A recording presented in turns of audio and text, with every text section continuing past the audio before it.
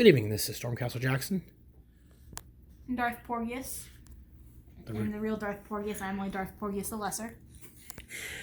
We are back with our Part 2 of our character building. Part 2 of character building for Fantasy Flight's Age of Rebellion. Age of Rebellion storyline. So, in the break, Darth Porgius was writing down what's on the character sheet already. So what did you choose, Darth Porgius? I chose to be a spy. Okay. And specifically, my specialization tree is a slicer.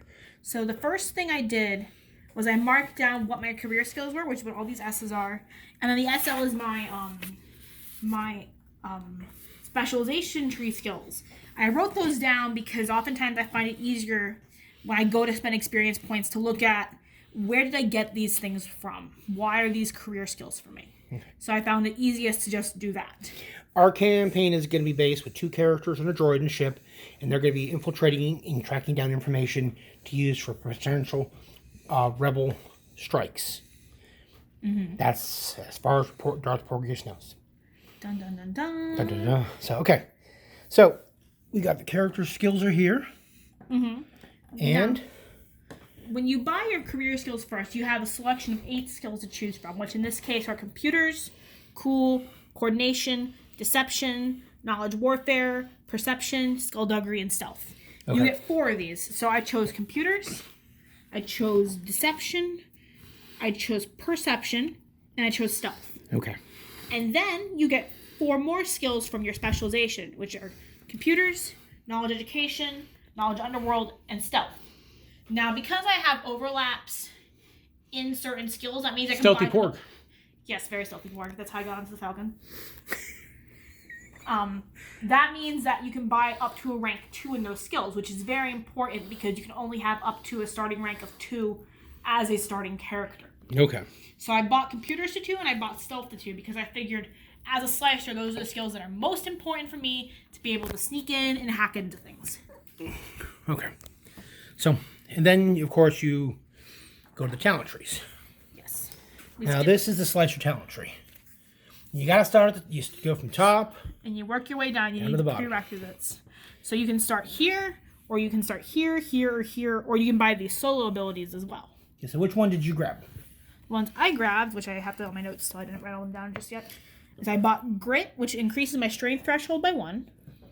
I bought Bypass Security, which lets me remove setback dice when I'm trying to unlock security doors or security devices or lock doors. Mm-hmm. I bought Code Breaker, which lets me decrypt codes much faster and, again, remove setback dice. From there, I bought Defensive Slicing, which is defending computers. And then A little stuff there. all this stuff right here is all of my experience points and all that good jazz. Okay.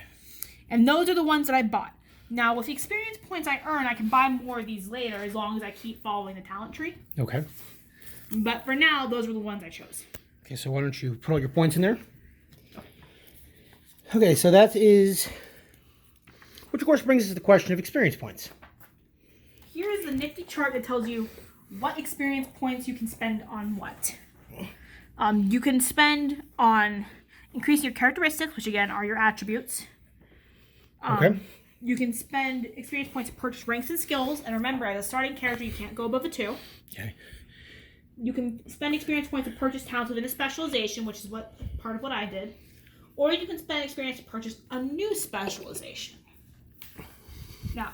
So you could not only be a slicer, you could also be a scout too? Yes. Okay.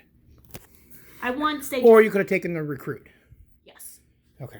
I just wanted to stick with just one right now because I felt that I'd be stretching myself too thin, jack of all, master of none, and would not have been helpful at this point in time for my character.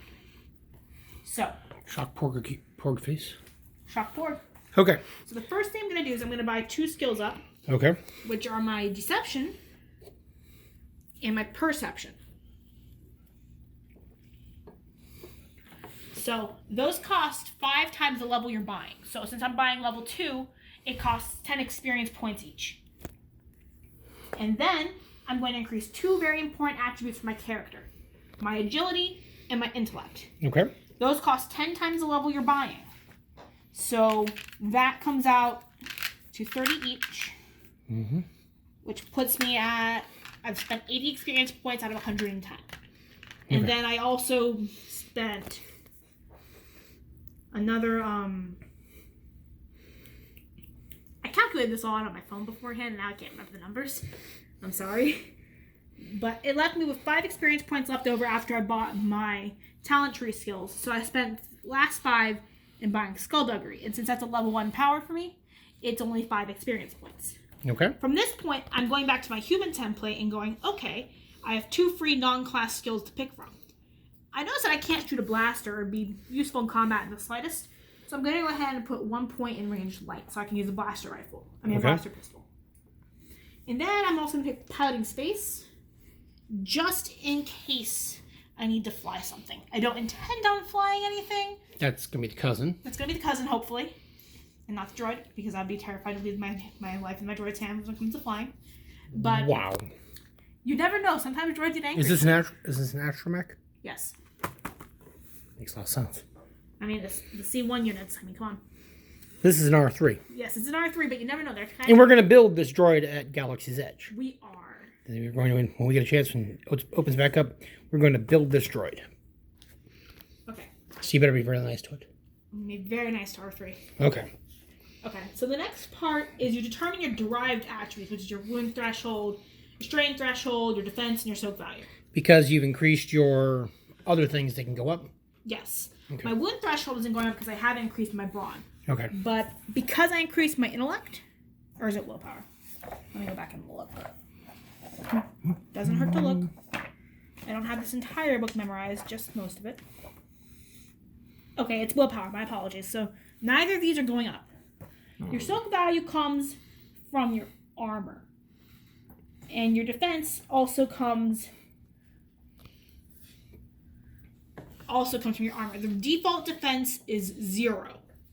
Now you can get armor that will increase certain defenses. You can get abilities that will increase certain defenses, but I don't have any of those right now. Okay. So my soak value is 0, and my defense is both 0. It's a shame. Makes it easy for me to hit. And then step 8 is motivation. I pre-rolled for these again because I didn't want to go, okay, let's roll. Motivations are... Motivation is basically what makes your character tick. Okay. And this would go back to why you've... This is also part of your character concept, part of your character background. If you start assigning points and you don't know where to go... So you could have, like... You can... You'd be belief... Belief, connection, or quest. And if you get a 10, you get a roll on any 2 motivation types of your choice. And what did you get? I got quest. Okay. So I'm going to come to the quest chart. The quest chart. And then hang on 1 second. Let me look at my notes. My specific quest is rescue. Which means that the Empire has somebody that I care about very deeply. And I'm trying to rescue them with the help of the rebellion. So this, for my character, is very personal. Okay. So, I believe there's a motivation section on here. Yes. Type quest. And then I said it was rescue. What I found really interesting was you can have specific quests or connections or beliefs that are tied to the Jedi and the Force without specifically being Force sensitive yourself. Okay. Which I just found really interesting because depending on where your Age of Rebellion campaign takes place, you can be a firm believer like Chirrut Imlay, for example, or you could also have been, for another example, a former officer of the Republic Navy who doesn't believe the Jedi got what they deserved. Because, everyone's like, oh yeah, the Jedi betrayed the Republic. They got what they deserved. We all know that's not what really happened, but we can't prove it. Shock pork face? Shock pork face. Okay. Then the last part. Last part is shopping. Shopping is so much fun. Gear. You get 500 credits. That's not a whole lot. Shock pork face. Shock pork face. But you can then go back to that duty you have. And buy more credits. So the very first thing I'm going to get, and this is going to sound really weird, but I'm a slicer. I am going to buy my slicing gear. Okay. Now, have you already pre-bought this, or are you going to buy this here? And I've pre-bought it in my head, but I'm going to write down my slicing gear on my character sheet really quick. Okay, so you don't know what you don't know how much you've spent? Which is 500 credits exactly. Ooh, wow. I can see that's why you invest in your duty. So I'm going to spend some of my duty, and I'm going to go through and buy some other things. But How much duty are you cashing in? Let's take a look. I start with 20 duty. 20 duty? And I believe I can only spend up to 10 of that duty. Okay. So let's go and look at the duty chart. I said duty an awful lot, but it's not like a real word anymore. So for minus 10 duty, I can get an additional 2,500 starting credits. Minus 5 duty, I can get an additional 1,000 starting credits. And you spent 10. Yes, so I'm going to get an additional 2,500 starting credits. Okay. You can also use duty to buy additional experience points, but I figured that would have been just more Paperwork. Numbers. And I would much rather spend money than have to think about experience points. Okay. So you then bought yourself a blaster. Bought yourself a blaster. I'm just going to scribble 2,500 right there. Okay. Just so I remember. And after you buy gear, the gear is the last step of character creation? Yes. Well, except for your details, the character's name. My name, my physical appearance. But at that point, it all kind of comes together because you have an idea of who this person is. And even then, worst comes to worst, there are art websites out there where you can build character concept art. Or if you want, you can go out there, you can commission somebody. You can also commission people. A lot of starving artists who would commission... Who would love to be paid to make money.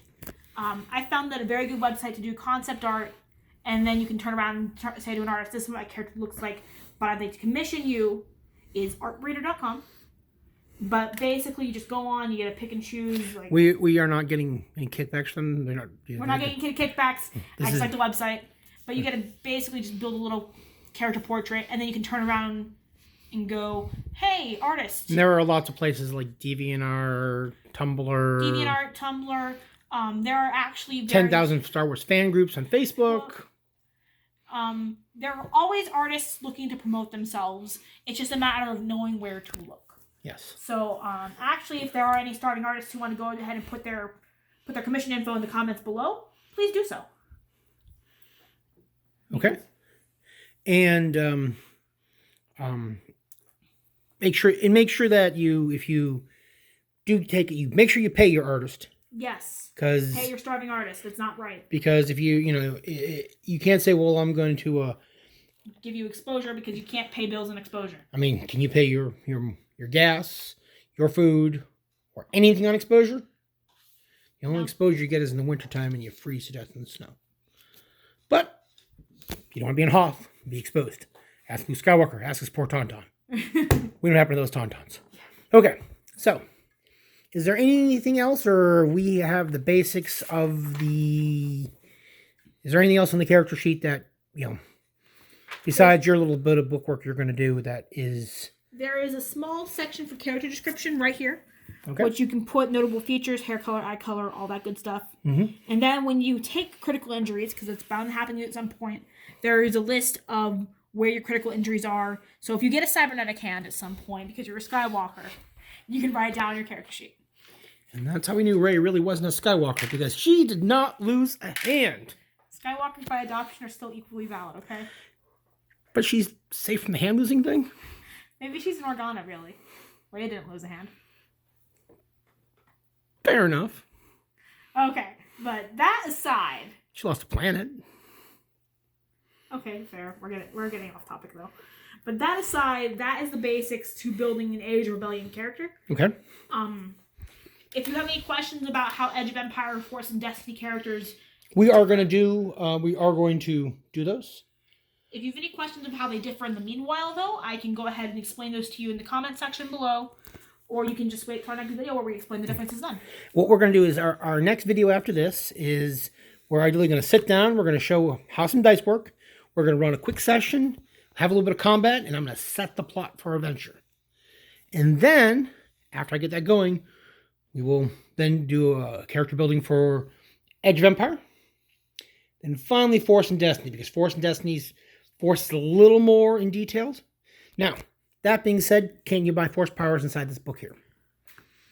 Can I buy Force powers? You can be Force sensitive. You can be Force sensitive. There is sections on the rules in the Force, but as this is not the Force sensitive game, they don't have as extensive rules. And since none of the characters at this point are going to be taking this, it could happen along when we get there. And we discover we are force sensitive in some way. Now, I thought there were force rules in this book. There are force rules in that book, but we don't need to find it right now because that's just extra stuff. We're not force sensitive at this point. Or not you're force sensitive, or there's no force sensitive characters, or... We're not aware we're force sensitive yet. You're not spending the experience points before sensitive. Exactly. Okay, so, if I can have the book. Again, this is going to be Age of Rebellion. This is...